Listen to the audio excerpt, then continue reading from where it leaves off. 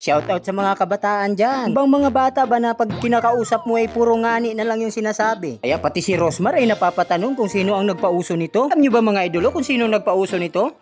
Pero sa pagkakatanda ko kasi si Malupiton no? Grabe talaga ang impluensya ni Malupiton ngayon. Minsan nga pag inutusan mo yung mga bata mga idolo, bigla na lang sasabihin sa'yo na mamaya na ngani. Siya baka mali ako na pagkakahula mga idolo. Paki-comment naman sa comment section.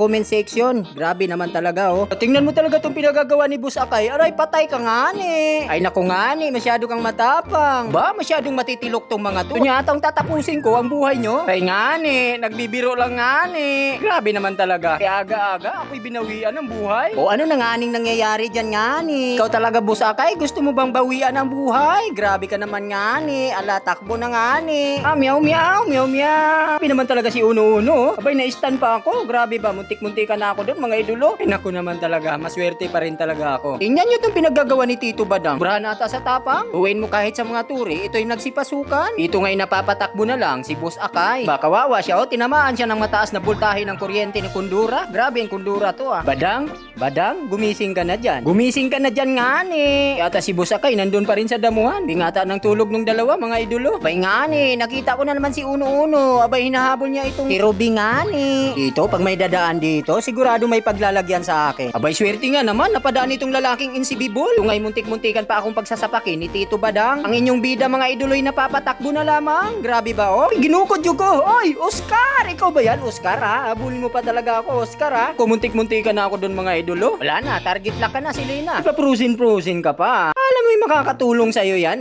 O ayan, tapos ka pa rin, di ba? Ang itches nga lang kami dito sa damo mga bigla kong mapansin itong si Selena Gomez ba? Kaya ayun, muli na naman itong binawian ng buhay. Ako na nga ni tayo sa pinaka-exciting part nga ni. Dito nga'y muli na naman nating nakabit ang tagumpay. Grabe na nga ni itong si Laila de Lima, ang hirap ng lapitan mga idolo. At labis talaga akong nagtaka sa damage nito. Biruin mo'y kahit Akay ay kayang tunawin ng Laila mga idolo.